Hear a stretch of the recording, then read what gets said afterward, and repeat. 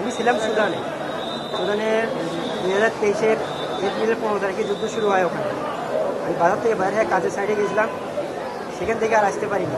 আসতে না পারার পরে প্রায় 2 মাস 2.5 মাস আমি এক জায়গায় আটক ছিলাম, কোথাও যাইতে পারিনি, বাইরে হতে পারি না। তারপর কিছুদিন পর আর কি, এর 7 থেকে 8 দিন পর আমি বাইরে এসে মানে আর থাকতে পারতাম না। আমার খাবার কিচ্ছু নেই সেখানে, যেখানে ছিলাম খাবার ছিল না। বারবার পর আমার সেনাবাহিনী আটকে দেয়। সেনাবাহিনী আটকে নিয়ে এরা আমার 7 মাস 17 দিনের মতো আর কি ওরা বন্দি রাখে আমার। বন্দি রাখার পর 2024-এ, এটা 2024-এ জুনের প্রথমের দিকে আর কি মানে তুমুল যুদ্ধ শুরু হয় সেখানে। যুদ্ধের কারণে আবার এরা যত বন্দী ছিল সব সারিয়ে গেছে। সারি দেওয়ার পর যে মানে যেমনে পারে যে দিকে চলে গেছে। আমি তো আবার যাই কোথায়, আমার যাওয়ার তো জায়গা নেই। তারপর আমি ওখান থেকে আমি দৌড়াদৌড়িকে পালাইছি, একদিকে গেছি। যাওয়ার পর নদীর পাড়ে আর কি, নদীর পাড়ে জঙ্গলের কাছাকাছি আর কি। ওখানে যাওয়ার পর কিছুদিন ওখানে 7-8 দিন সেখানে ওখানে ছিলাম। তারপর খাবার তো নাই, মানে মুমূর্ষু অবস্থা, আমার মরার মতোই আর কি। তারপর আবার ওখান থেকে আবার আর এগেছে আসছে না, যে আর কি ওই বিরোধী দলটা যার সাথে যুদ্ধ চলতেছে আর কি, তারা কয়েকজন মানে অস্ত্র সহ ঘুরতেছে, মানে পাহারা দেয় আর কি। দেখছি, আমার দেখছি, দেখার পর আমার ধরে নিয়েছিল। ধরার পর আমার সাথে যে কাজ করতো অনেক 50-60 জন লেবার কাজ করতো আমি যে কাজ করতাম আর কি, ওই আমার লেবারের কয়েকজন লোক ছিল ওখানে। তারা আমার চিনতে পারছি, তুই এখানে কেন? ভাই আমার ধরে নিয়ে আসছে এরা। তা ওদের ওখানে প্রায় 4-5 মাস ধরে ওখানে ছিলাম। তারও ওরা ব্যবস্থা করে আমরা ছাড়াইছি।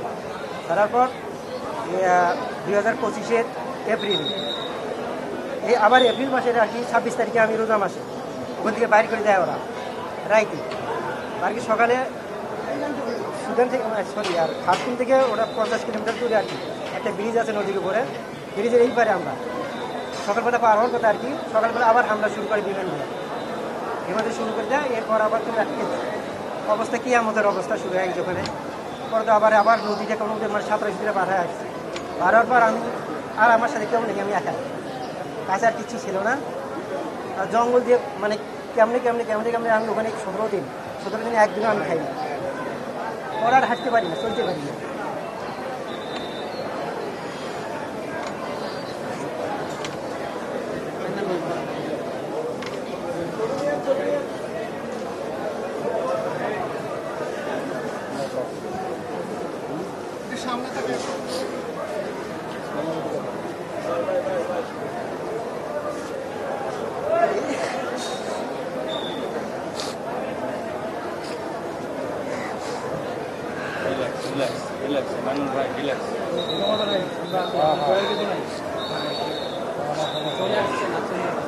এই অবস্থা আমি অনেক দূর চলে গেছি, প্রায় কেউ আমার গাড়িতে ওঠাইছিল, ওরা মানে রাস্তায় আপনার গেছে। পরে হাঁটতেও পারিনি এই অবস্থায়, খাওয়া তো নেই, এক কাপড়েই আমি ছিলাম ওখানে। 17 দিন পর আমি নামে একটা বাজার আছে বর্ডার এলাকা, সাউথ সুদান আর সুদান, এখানে পাকিস্তানি আর্মি ছিল, ওদের কাছে গেছিলাম। ওরা বললো ভাই কোথা থেকে আসছেন আপনি? প্রতিদিনই বলছিল আমি বাংলাদেশি ভাই, আমি এখানে আসছি। আমাকে বলছিল যে কোথায় থেকে আর বাংলাদেশি সেনাবাহিনী আছে। তা ওরা আমরা ওই বাংলাদেশি সেনাবাহিনীর কাছে নিয়ে গেছে, পৌঁছে দিচ্ছে আর কি। যাওয়ার প্রথম দেখা আসলো আশফাক নামে একজন, ক্যাপ্টেন আশফাক সাথে দেখার পর উনি আমার ছবিটা ওঠার পরে আমার তো অবস্থা খুব খারাপ ছিল, থাকার জায়গা ছিল না। ওখানে যাবার আমি আশফাক সেনাবাহিনীর সাথে দেখা হবার আগে আর কি 5 দিন আমি একাই ছিলাম ওখানে। মাঠে ঘুমাইছিলাম, বালুর মধ্যে ঘুমাইছিলাম। দেখা হওয়ার পর আমি বাইরে বলা ভাই সমস্যা নেই, আমরা আছি আপনার জন্য, আমরা দেখি আমি কী করতে পারি। ওরা আবার আমার জন্য এই কাজ করে সরকার থেকে ইয়ে করিয়া আর কি আবার যাওয়ার ব্যবস্থা করেছে। এ পর্যন্ত আর কি আজ এখানে বাংলাদেশে আসতে পারছি, যাদের বদলতে আমি আসতে পারছি তাদেরকে অসংখ্য ধন্যবাদ, এবং বাংলাদেশের সরকারকে অসংখ্য ধন্যবাদ। ওখানে বন্দি ছিল, আমার কাগজপাতি যা ছিল, টাকা পয়সা মোবাইল সব নিয়ে নিচ্ছে ওরা, তখন যোগাযোগের কোনো যোগাযোগ ছিল না কারোর সঙ্গে। বাংলাদেশে কার মাধ্যমে গিয়েছিলেন কিছু মনে আছে? আমি গেছি 2005-এর ডিসেম্বর মাসে। দালালের মাধ্যমে গেছিলেন সুদানে জি কাজের জি উদ্দেশ্যে? দালালের মাধ্যমে গেছিলাম, দালালের নামটা আমার স্মরণ নাই। কি ধরনের কাজের উদ্দেশ্যে সুদানে গেছিলেন আপনি? এটা তো টুরিস্ট বিষয়ে পাঠাচ্ছিল এখান থেকে গিয়ে। পরে আমি ওখানে আমি ব্যবস্থা করেছি, কাজ ব্যবস্থা করেছিলাম আর কি, মোটামুটি ভালো পজিশনে ছিলাম। যে পজিশনে ছিলাম না, কে জানে যে এই অবস্থা করবে। আমি ওখানে আমার বাড়ি গাড়ি সব করছিলাম আমি ওখানে। যুদ্ধের ঘরে সব তো শেষ হয়ে গেল, নিশ্চয় ফিরে আসলাম। এই আপনি কি মাঝখানে জেলে ছিলেন না কোনো? হ্যাঁ, জেলে ছিলাম। কত বছর কত বছর জেলে? আমি প্রথমে জেলে ছিলাম 7 মাস 17 দিন। এরপর আবার জেলে ছিলাম 6 মাসের মতো।